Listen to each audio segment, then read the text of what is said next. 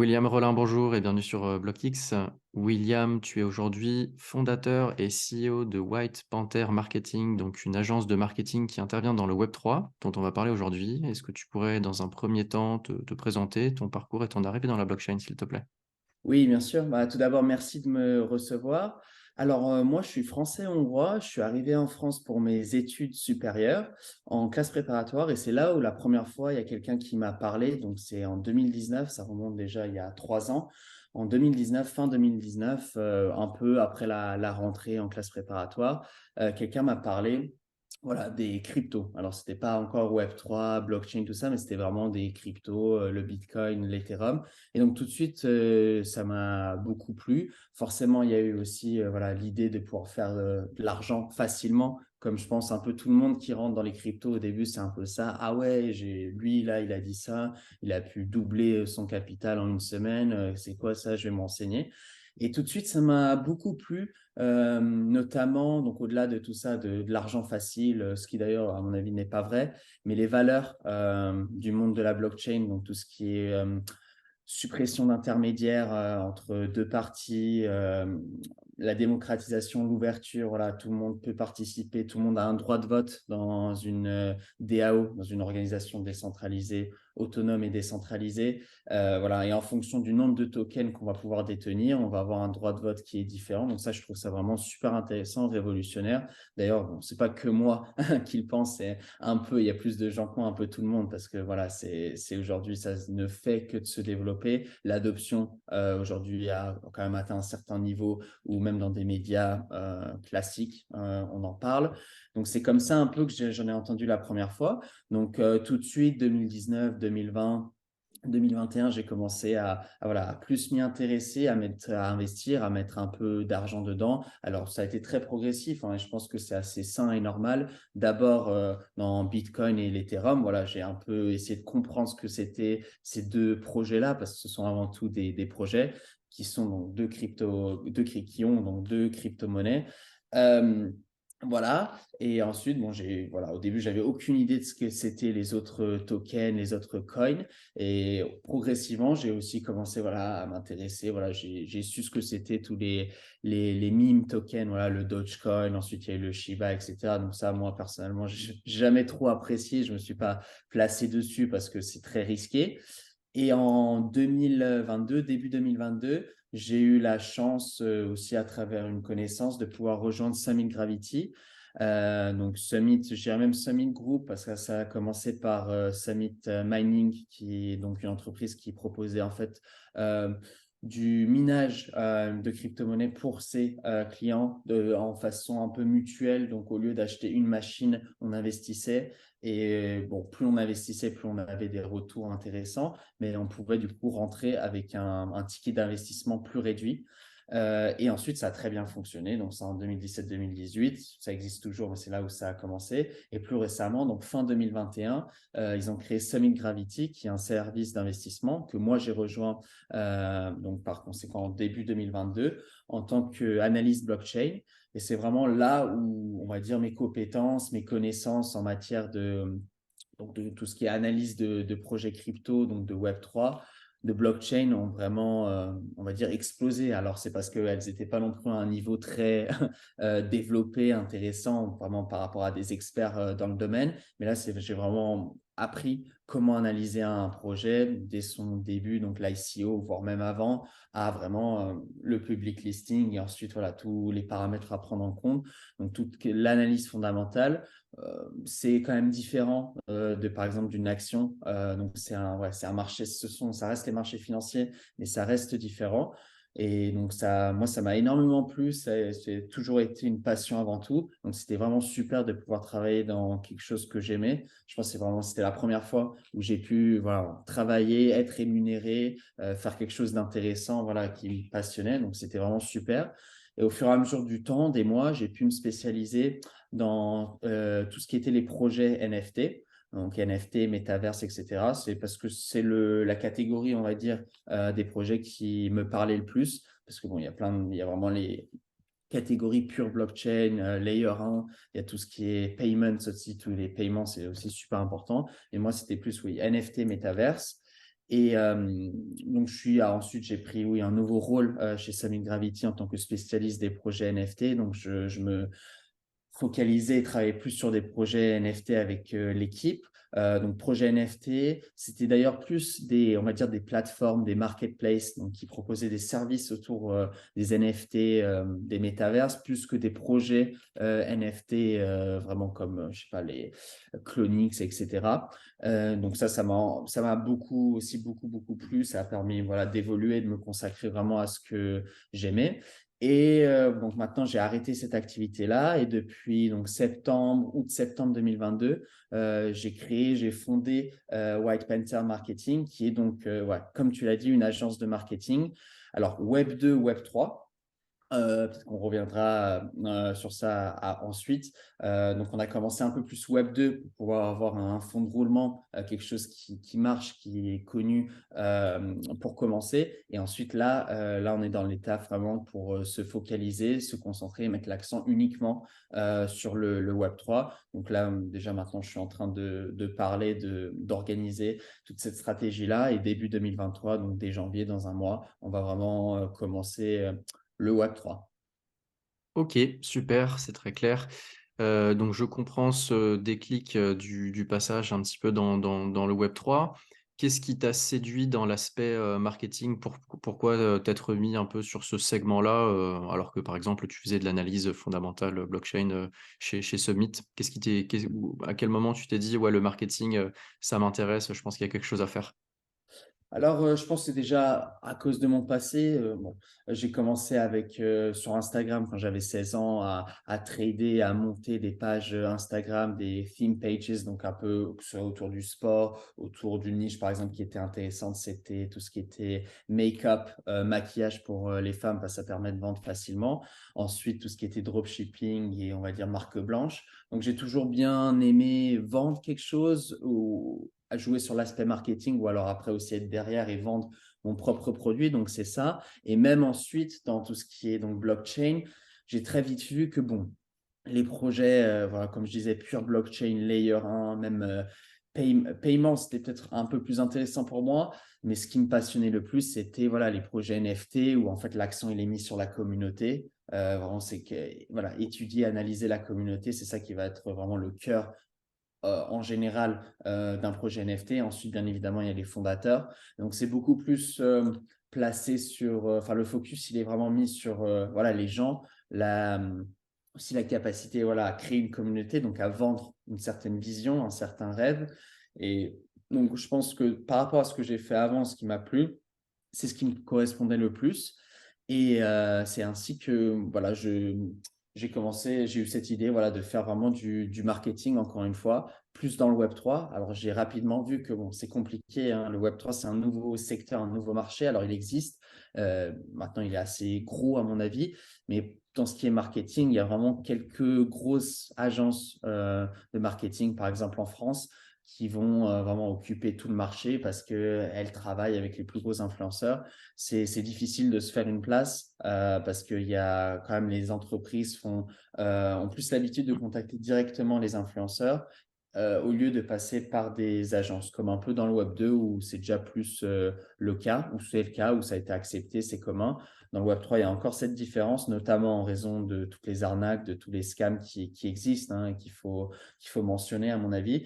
Donc, je pense à la difficulté qu'on peut faire face si on lance une agence de marketing exclusivement Web 3. Même si on a des contacts, bah, ça va peut-être être un peu compliqué au début. C'est pour ça que nous, on a fait le choix de déjà voilà, se faire un peu Web 2 au début pour se faire une place et ensuite pouvoir aussi investir et se focaliser uniquement sur tout ce qui est Web 3. Yes, bah, tu mets le doigt sur un sujet qui est quand même important puisque bon, dans l'écosystème web 3, l'aspect communautaire est très important, d'autant plus peut-être côté, NFT et métaverse. Donc, tout ce qui va être, marketing, communication, et visibilité aussi, sur internet, joue un rôle, vachement important.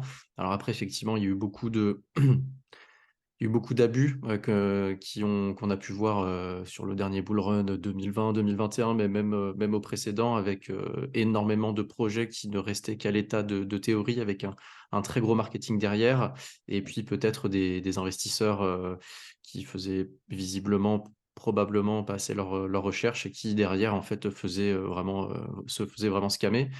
Heu, Comment toi, tu envisages ce passage du web 2 vers le web 3 avec White Panther Marketing?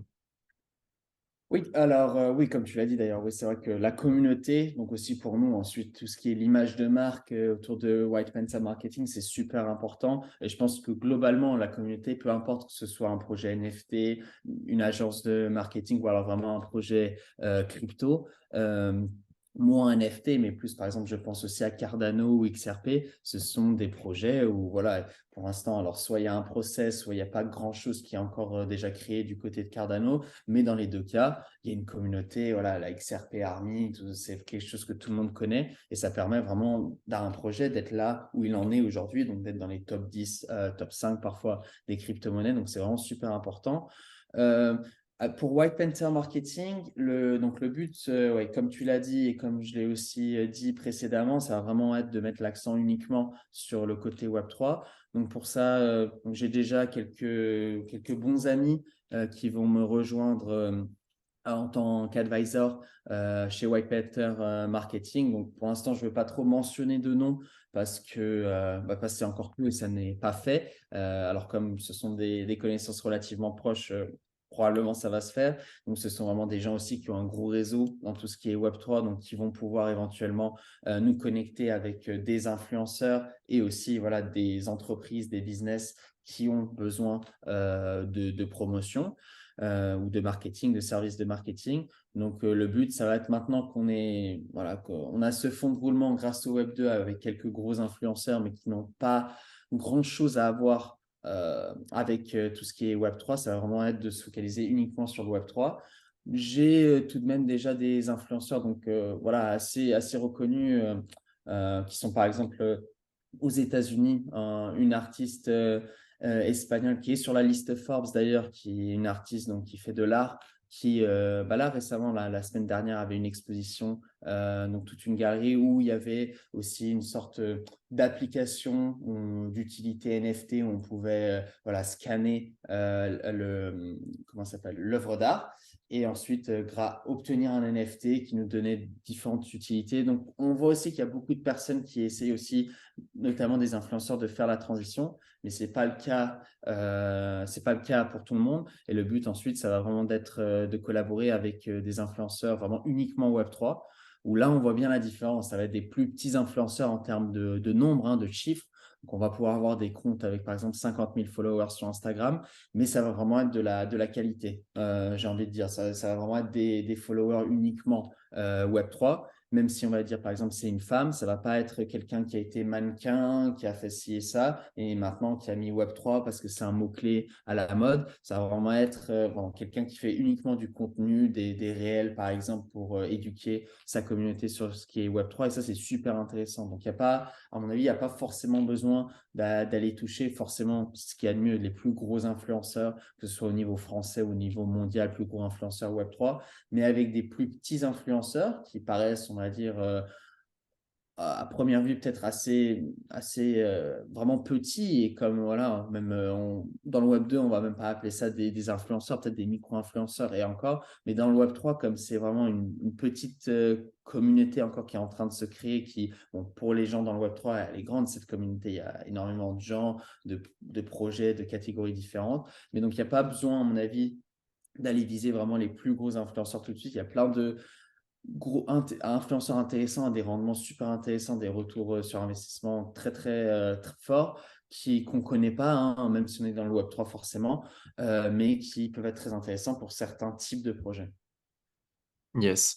Ouais, c'est vrai que dans un monde de plus en plus, digitalisé où, il y a quand même une grosse partie de la vie, notamment pour la nouvelle génération qui est tournée vers les réseaux sociaux, le trafic d'influence, c'est quelque chose qui se monétise, aussi, beaucoup, avec, il y a eu aussi beaucoup de scandales, pas forcément sur le web 3 mais sur le web 2 aussi. Donc comme tu dis, mettre, davantage l'accent sur la qualité plutôt que la quantité. Aujourd'hui, en termes de est-ce qu'une agence de marketing, ça passe vraiment par, seulement de l'influenceur, présent sur, du TikTok, de l'Instagram, du YouTube ou autre? Ou, toi tu envisages de faire d'autres, d'accéder à d'autres choses comme des relations presse, ou, comment tu vois les choses en termes de stratégie avec, White Panther Marketing? Oui, alors nous, on propose déjà des services de tout ce qui est SEO, donc Google SEO, donc pas seulement du marketing d'influence. Alors c'est tout de même le point, enfin c'est sur ça qu'on souhaite se focaliser, car si c'est bien fait, comme tu l'as dit, ça peut avoir vraiment des rendements super, super intéressants, permettre vraiment de propulser une marque, par exemple, à un étage, à un niveau supérieur, ce qui avec ensuite, avec du Google SEO, même sur LinkedIn, etc., on peut renforcer cette image-là, mais je pense qu'une, deux, trois collaborations bien faites, bien choisies, ça peut vraiment aider énormément et changer un peu le destin d'une entreprise ou d'une marque. Alors, bon, après, il faut voir le service, le produit proposé. Le marketing, comme tu l'as dit, ne fait pas tout, mais ça peut vraiment aider énormément. Mais ça doit être voilà, bien, bien choisi. C'est là où nous, on va vraiment essayer de se développer et de faire voilà, des bonnes affaires pour que ce soit les influenceurs, mais aussi surtout les entreprises en mettant en relation vraiment, par exemple, voilà, une entreprise qui souhaite, je sais pas, un launchpad pour des NFT ou alors vraiment un projet NFT avec un influenceur, une influenceuse qui a vraiment pour l'habitude de parler de NFT métaverse, pas seulement de crypto, de Web3 en général, mais vraiment de cette niche précise, ce qui va permettre de, voilà, et même d'avoir un retour sur investissement très intéressant, même si cet influenceur en question n'a pas des millions d'abonnés, mais je veux dire, 50, 100 000 abonnés, c'est déjà super, même si c'est que 20 000, si c'est très niche et tout, c'est les 20 000 personnes, il y en a 18 000 qui ont un NFT, qui ont un wallet MetaMask, bah, c'est super intéressant. Tu as parlé de scandales, je pense qu'il y a eu, par exemple, Logan Paul ou même Kim Kardashian qui ont été accusés d'avoir fait la promotion de projets NFT, hein, notamment, qui, bon, voilà, qui étaient un peu des scams où il n'y avait rien derrière, hein, comme tu l'as dit. Euh, Bah, les gens, ils ont payé pour passer par ces influenceurs-là, avec vraiment des millions de followers, certains des plus connus personnalités influenceurs sur le web. Bah, ça coûte très, très cher pour un retour sur investissement moins intéressant qu'avec vraiment un influenceur très spécialisé, très niche, qui correspond à ce que à ce que l'entreprise vend ou le service qu'elle propose. Donc, moi, je pense que l'enjeu, ça va vraiment être donc de trouver déjà des entreprises qui vont accepter, ou des personnes, hein, des marques qui vont accepter de collaborer avec une agence Web3 et pas passer directement par des influenceurs et ensuite trouver voilà, ces influenceurs ou l'influenceur qui correspond à l'entreprise, à la marque en question. Parce que même si on parle de Web3 en général, je pense que en ce moment, ce mot il est un peu utilisé à tort et à travers parce que voilà, c'est un mot qui plaît, c'est un mot à la mode, un mot clé. Mais dans ce qui est Web3, il y a vraiment plein de catégories différentes. Et même dans tout ce qui est marketing, voilà, un projet NFT crypto, ça va pas être la même communauté qu'autour voilà, de XRP, par exemple. Pourtant, il peut y avoir deux énormes communautés. Mais c'est sûr que si on compare la communauté d'XRP par rapport à la communauté des Bored Ape, des singes, bah, c'est pas le même type de communauté. Ouais. Bon, moi, ce qui me dérange un petit peu, et j'en ai fait les frais comme beaucoup un petit peu à ses débuts, quand on fait passer ses recherches et qu'on attribue de la confiance, à des gens, qui aient de la légitimité par rapport à ce qu'ils disent ou simplement, de la légitimité vis-à-vis de leur influence, hein, de leur communauté qui véhicule. C'est que, bah, quand on gratte un petit peu dessous et c'est un petit peu tabou, hein, c'est qu'il y a énormément de choses, même parmi les plus gros, youtubeurs, français, et à l'étranger, qu'il y a eu beaucoup de mentions de projets qui n'étaient mentionnés seulement que parce qu'il y avait une rémunération derrière et en fait, ça piège énormément la personne qui regarde. Alors la faute est partagée, hein, selon moi, parce que je pense que tout le monde doit être capable de faire ses propres recherches, de prendre ses propres avis avant de prendre ses propres décisions. Mais à la fois, il y a quand même beaucoup de gens qui se font piéger par rapport à ça et bah, j'espère qu'en fait, à terme, il y aura des systèmes pour, avec l'obligation d'afficher dès qu'il y a une mention de projet, de produit ou autre, qu'il y a bien un contrat commercial, derrière. Sinon c'est un vrai danger pour beaucoup de personnes. Hem, je voulais t'emmener aussi sur le fait que tu pas seulement axé sur les marchés français. Tu fais, White Panther Marketing, c'est sur quel pays que tu vas agir aujourd'hui? Alors nous, on s'est lancé, ouais, c'est bien que tu le soulignes, parce que c'est vrai que, on s'est lancé alors en France, mais aussi en Pologne, parce que j'ai habité en Pologne, à Varsovie, et j'avais un certain réseau où je connaissais pas mal, d'influenceurs, de micro-influenceurs, pour pouvoir commencer quelque chose. Donc, à l'heure d'aujourd'hui, on opère, donc en Pologne, en France, en Angleterre, euh, aussi quelques contacts en Espagne et aussi aux États-Unis, où par exemple là, cet artiste qui a fait une exposition avec un peu des NFT autour de cette galerie d'art et à Miami aux États-Unis. Moi, je serai aussi aux États-Unis à partir de janvier, donc le but, c'est aussi développer ça aux États-Unis où il y a un marché intéressant, hein, de toute façon, pour le Web3 hein, notamment aussi, mais en général pour tout ce qui est marketing digital. Donc, ouais, on est international. Donc ça, je pense que c'est super intéressant. Ça change beaucoup hein, le marché, les habitudes en fonction des pays. Euh, Par exemple, oui, le marché en Pologne, en tout ce qui était micro-influence, il était vraiment ouvert. Je pense que c'est pour ça aussi qu'on a pu bien démarrer. C'est parce qu'il n'y avait aucune agence, personne qui s'occupait vraiment des micro-influenceurs, en tout cas en Pologne. Mais voilà, le revers de la médaille, j'ai envie de dire, c'est que le marché il est moins développé. Donc, pour une rémunération qui serait de X mille voilà, euros en France, on va être voilà, bien en dessous en Pologne. Après, voilà, c'est comme ça, c'est pas la même monnaie, c'est différent. Mais donc, oui, on est assez international. Et d'ailleurs, ça, on n'en a pas parlé, mais moi aussi, à côté, je reste quand même advisor dans quelques projets NFT, aussi en Pologne, comme en France, comme aux États-Unis. Donc, je pense que ouais, non, c'est super intéressant. Et le but, c'est vraiment de se développer. Alors, on a quand même en Pologne, là, c'est là où on a le plus de trafic en ce moment. Ensuite, on a la France. Et le but, c'est aussi donc ensuite d'avoir voilà, un point en hub plus important aux États-Unis et ensuite d'aller voir l'Asie. Mais le but, c'est pas forcément de faire de la quantité un peu partout, parce que ça, je l'ai très vite compris que ça se traduit par beaucoup de travail, par aussi ensuite beaucoup d'employés. Voilà, en ce moment, on est une dizaine déjà. Donc, c'est quand même pas mal. Et que ensuite, même pas à cause de la masse salariale, mais plus devoir manager beaucoup de gens.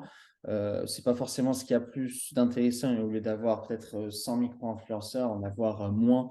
Mais vraiment, par exemple, pour le Web3, très niche, 5, pas forcément des très gros, mais 5 qui sont bien reconnus, qui ont une bonne réputation, bah ça demande moins de travail. On peut plus se concentrer sur ces personnes-là. Ça fait voilà, une meilleure relation, je pense, agence-influenceur. Et ensuite, ça permet de se développer tout aussi bien.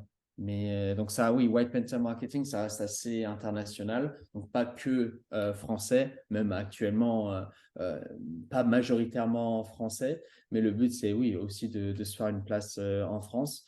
Mais oui, comme je l'ai dit, dans le Web3, ça prend du temps, c'est pas facile. Et oui, il faut faire attention parce qu'il suffit de voilà, choisir un influenceur qui on n'a pas fait assez, voilà, nous non plus, on n'a pas assez fait notre recherche, notre Dior.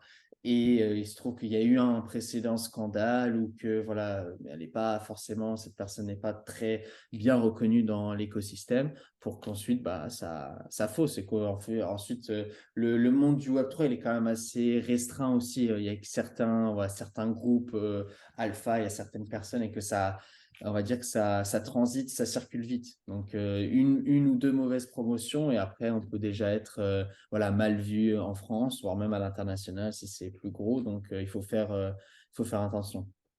C'est aussi le gros risque, pour vous, hein. Enfin, en termes d'agence de marketing, c'est faire la promotion d'un projet qui n'est pas bon, Mm. ça peut extrêmement nuire à votre réputation et puis dans un monde où les réseaux sociaux et la communauté est importante, ça peut, faire beaucoup de mal et c'est pareil, passer par des influenceurs qui ne sont pas aussi, n'ont pas une bonne réputation, derrière, ça peut faire très mal. Donc c'est sûr que le travail, derrière, il doit être important. Heu et ben, on va arriver sur la fin de l'interview. William, je te remercie pour ton temps et puis, bah, bon courage pour la suite. Merci beaucoup. Merci à toi.